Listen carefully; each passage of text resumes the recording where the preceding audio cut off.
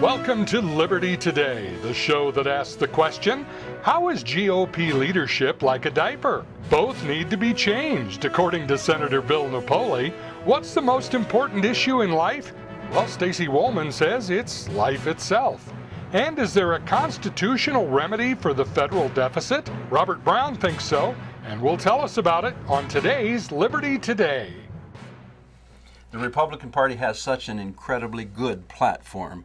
I don't think you would disagree with me, Senator Bill Napoli. No, I would not. Then and I want to say this before we go any further, because we're probably going to be done here in a minute. I really want to thank you from the bottom of my heart to let me come up here and talk to you, because this is fun. This is great fun, and I really enjoy talking to you.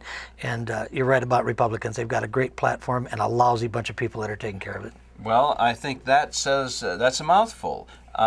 Let's start at the local and state level and then migrate to the federal level. What needs to change in the Republican Party to make Republicans as leaders live by their own platform, which we already know and agree is good? Well, how do you change that? Boy, it's going to be really, really hard. New people are going to have to come on board, new people that care. New people that have honesty and integrity and morals are going to have to come on board, start taking over these positions. It's really a tough deal. Our Republican Party, which by the way is one of the few parties that actually has a platform that they try to pay attention to, has just sunk to its lowest level that I can remember in the 40 years that I've been a Republican. And people are just walking away. They refuse to get involved. They refuse to support the party. It's awful, and it hurts me because I've loved the party ever since I was a kid, but to change it is going to take a lot of hard work. You're probably aware that former presidential nominee John McCain was just censured by some Arizona Republican Party officials because he would not comply with the Republican Party platform. Isn't that refreshing? That doesn't surprise me, and it is refreshing, but you know, we've known along it. You know, we have to differentiate. We have to differentiate the difference between a Republican and a mainstream liberal Republican. And a mainstream liberal Republican is a Democrat in everything except the name, which is the Republican name. And most of those people become Republicans because they know they can't be elected as Democrats. And it's really taken its toll on the party because they've moved the party to the left. We're now doing things that we would have never even considered doing 20 years ago. And I've said over and over again, if this keeps up, we're going to have to redefine what a Republican is. You served in the South Dakota State Senate with the two gentlemen I'm thinking about, and when I served in the Senate, I served with them. The Republican leader was a Republican who turned Republican after a career as a Democrat. Mm-hmm. The Democrat majority leader was a previous Republican turned Democrat. And there is not a nickel's worth of difference between the two of them. They were the best of friends. Oh, yeah, well, they're great guys, yeah.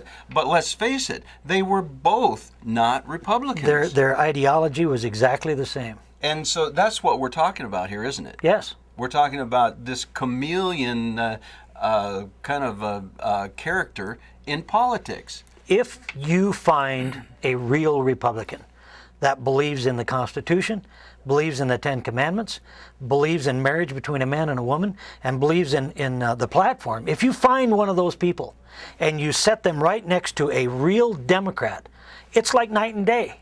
They're two completely the opposite people. But if you take a liberal mainstream Republican and set that to a liberal left-wing leaning Democrat, you can't tell the difference. So where is the hope for the Republican Party? Is there hope, or is there a need for a third party? You know, that's been argued about for about the last 3 or 4 years, and I've often said many times that if a real strong, upcoming third party came along that actually had some real power to it, I would switch parties. But so far that has not come forward. And so it's going to take some new, younger people coming along that care about their basic beliefs in life to start integrating our party and start moving some of these people out that don't believe in the Republican way of life. They're going to have to take over. You and I have seen it at a state level, but we certainly see it at a federal level where, a conservative candidate gets elected, goes to office and is immediately co-opted by the Republican leadership, by some sort of leadership position or some kind of committee assignment.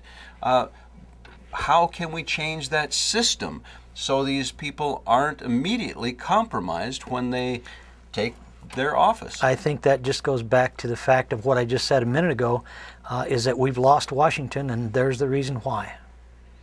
Well, I guess there's not much more to say except we need to pray for America. And as you're listening today, if you are a strong, conservative, Christian, limited government person with that philosophy, you should consider running for a state office. Absolutely. And we need you. We need candidates right now. Liberal Republicans in the primary. Absolutely. And get a hold of us at the Life and Liberty Group, and we'll be glad to help you. Senator Napoli will throw his help in your ring as well. We'll talk for sure. Good. Well, thanks for listening.